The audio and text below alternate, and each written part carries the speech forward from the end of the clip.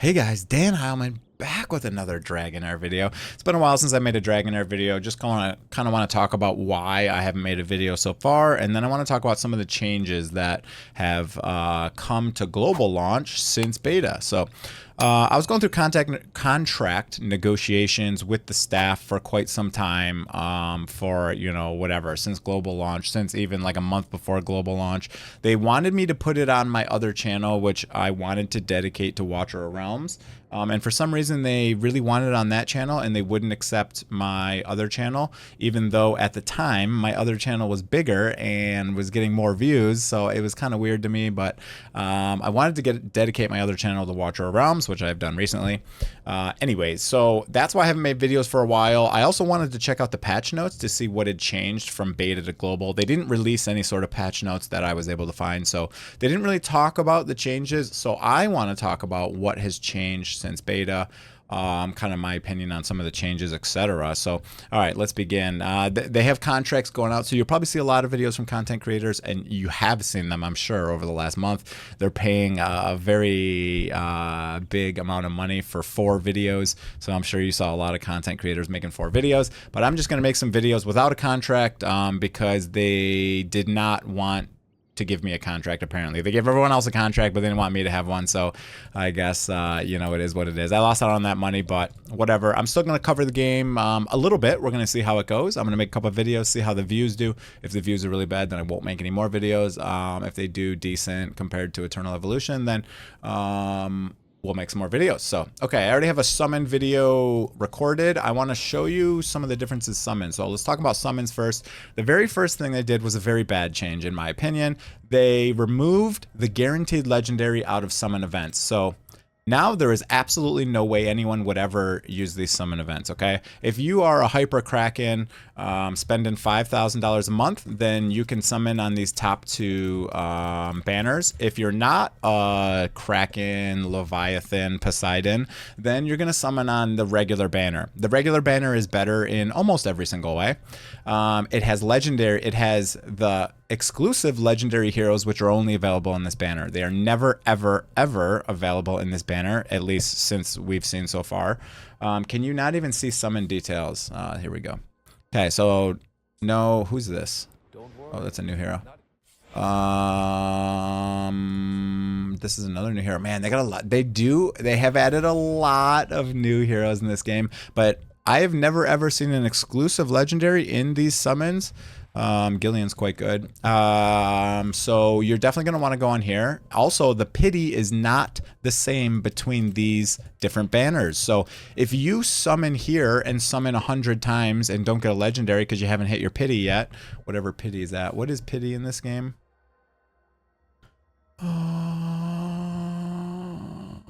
Oh, 35. That can't be right.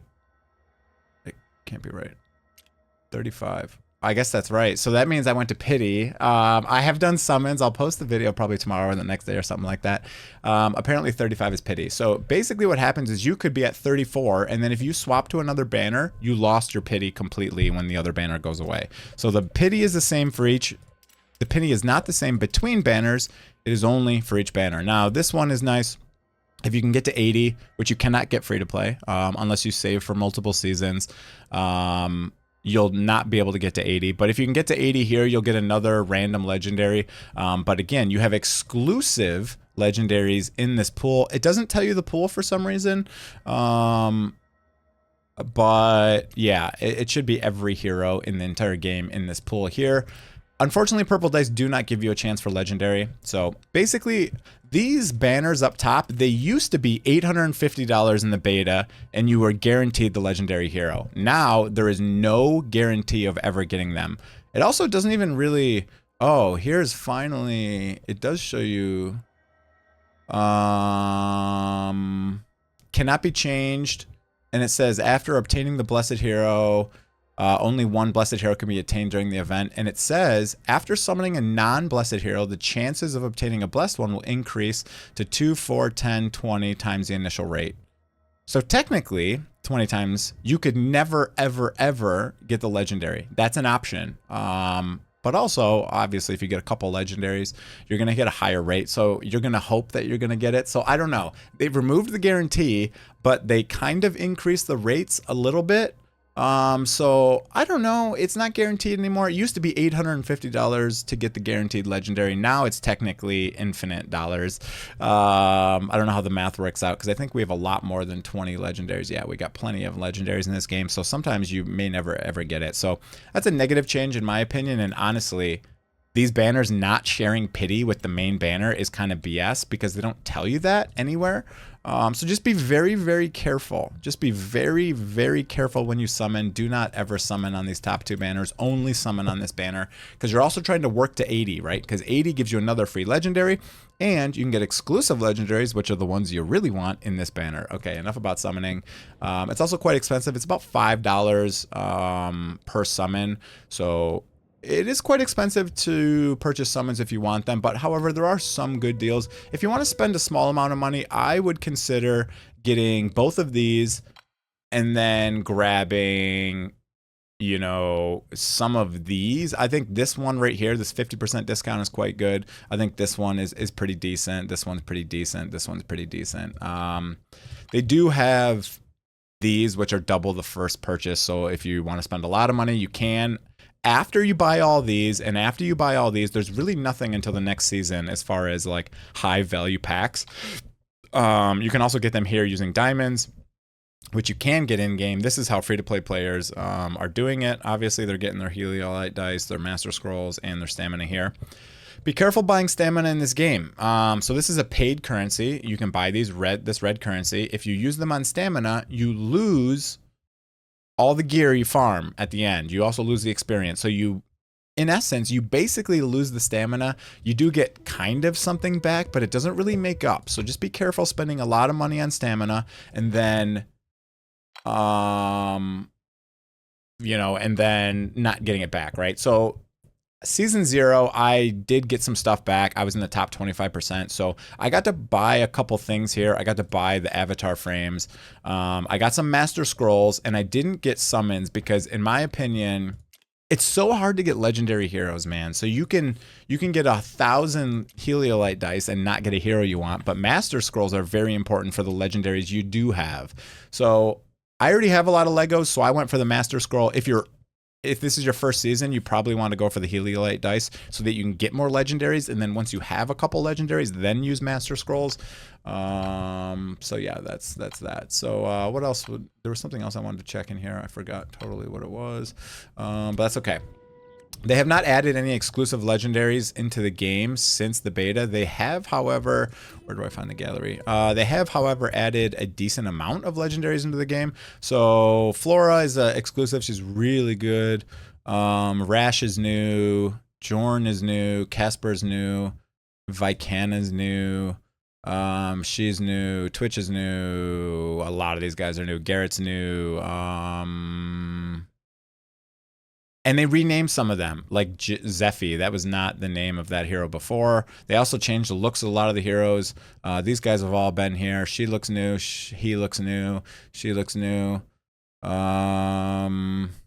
Yeah, pregnant undead lady. She's new. So they have added a decent amount of new legendaries into the game, and some epics, because I had every epic in the game as of last beta. So you can see they've added a lot of epics as well. You don't need legendaries in this game to progress, but epics are pretty solid in this game, and rares can be used as well. In some games you can't use rares. In this game you definitely can use rares. You can totally play this game 100% free to play if you want, and honestly I probably recommend playing this game free to play, just because you lose a lot of the stuff you spend at the end of the season. And the game's kind of slow, right? They time gate everything. It's a great side game. It's kind of not the best main game because they do kind of limit your progress so much. You can only spend maybe an hour in the game every day. So I do recommend doing free to play or low spend. Personally, I spent a lot of money in this game in beta, and I kind of regret it because I made the game so easy. It's not fun anymore, right? There's not a lot of challenging content. At least there wasn't in the beta. I hope they add more, and obviously as the season goes along, we'll kind of see what happens.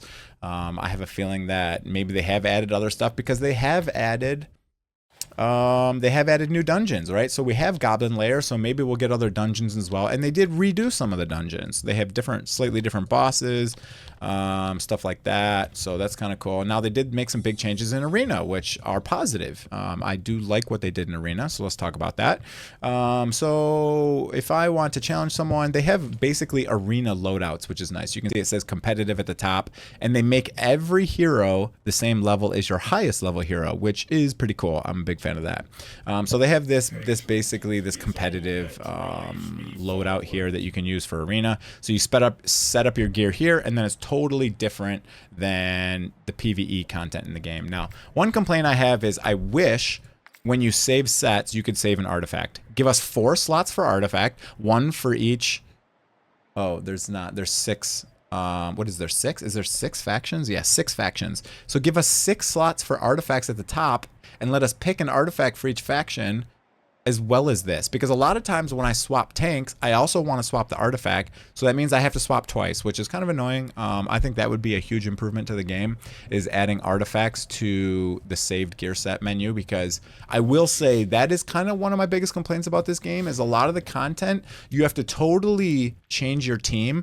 It's good and bad, right? It's awesome being able to build a bunch of teams. I think that's really cool, because I really like the team building in this game. I think the team building in this game is really cool. There's a lot of cool synergy between different heroes.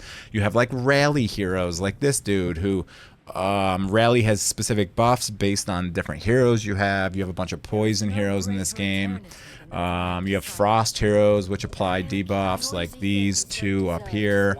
And then you have like wild heroes, which all they affect each other and they proc each other for their wild procs. So there's a lot of cool team building in this game. My only complaint is every time you go into dungeon, you got to redo all your gear. So if they made the saved gear sets have artifacts, it'd be a lot faster. It'd be a lot faster. It'd be a lot easier. Or even when you do a dungeon, save the gear in that dungeon. Like have like an auto feature. When I run it on auto, just remember the gear I used last time or something. Because like, especially once you get to the very end game, if it's the same as it was in beta, the end game was killing a dragon with 4 to 6 different teams. So you had to kill the dragon, then you had to swap all your gear, swap all your team, do your loadouts, kill it again, and then swap all your gear, and you had to rinse and repeat that 6 times. So it kind of gets annoying, right? So either just save a loadout where I could just go in here and literally just choose like a saved loadout somehow and be like, here's my team, and the gear, artifacts, relics, the layout up here, like where they're placed. I wish they could save all of that to make it easier, because that is my biggest complaint, especially when you get to end game. You're going to spend all of your time in the game changing your gear around, changing your heroes, because they do want you to use a lot of teams. So good and bad. I like having to build other teams. It's kind of stupid in games where you can just bring 5 heroes to every single dungeon and beat every single dungeon. It was kind of like that in beta.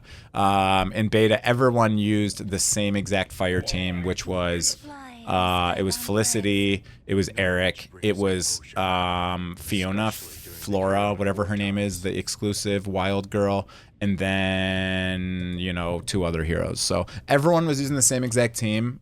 So I get why they're trying to force other teams, but at least give us an easier way to change it. What else did they change? They added a battle pass. I'm a big fan of battle passes. You know, I am a spender in game. I have not got this one because I was curious if we'd be able to finish it, and we're 4 days away. I think we're going to be able to finish it.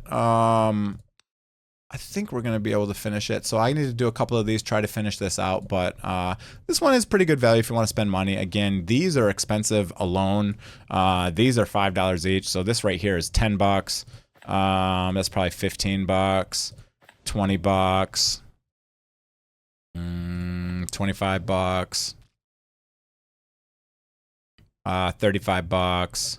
Yeah, so you got at least $40 here in rewards, and it costs you $20. So definitely this is another great thing to spend. Again, I recommend being low spend or free to play in this game, because it is quite expensive if you want to compete with end game players. I'm already kind of stuck in Arena, and I have a $4,000 account, so take that with a grain of salt. However, I've just been taking it easy on this game. I haven't been going hard on this game because I think you're just going to be disappointed if you try to go super hard on this game, because there is not a lot to do and they time gate everything so hard. So I think the best plan for this game is to have it as a second game, play it as a low spender, And I think you'll enjoy it a lot more than if you try to make this your main game and try to spend 6 hours a day inside the game. I think that's going to be just disappointing for most people. What else did they change in here? I don't know that they changed a lot. They changed a little bit of stuff inside the Alliance, which is the guilds. They added this tournament. Sorry, it's the same tournament it was before. It's slightly changed. Honestly, it's kind of boring, and the rewards are quite bad. You get like 1 of these purple dice. Again, I have a trillion of these things, right? I have literally what do I have? I have 230 of these, but you can't get a legendary. So honestly, they're useless because I don't use epics in this game. I have so many legendaries that I find the epics underwhelming most of the time. Maybe I need to see if any of the new epics are really good. We'll have to do a summoning session for purples. I already recorded my my gold summons. I do like that they added now that it says it's fully reserved. Because if you go here, if I find stamina, it doesn't show you the stamina screen unless you go to actually start a dungeon, which is kind of annoying. You can't see how much stamina you have anywhere unless you go to a physical dungeon and then try to start it. But yeah, okay. I think that's pretty much it for this video. I'll leave it here. Kind of getting a long video. I just want to talk about me and why I haven't been covering the game up till now. I kind of just wanted to see how the game turned out. I wanted to see if it was going to be the same exact as last beta, because honestly, I was kind of disappointed in the last beta, you know?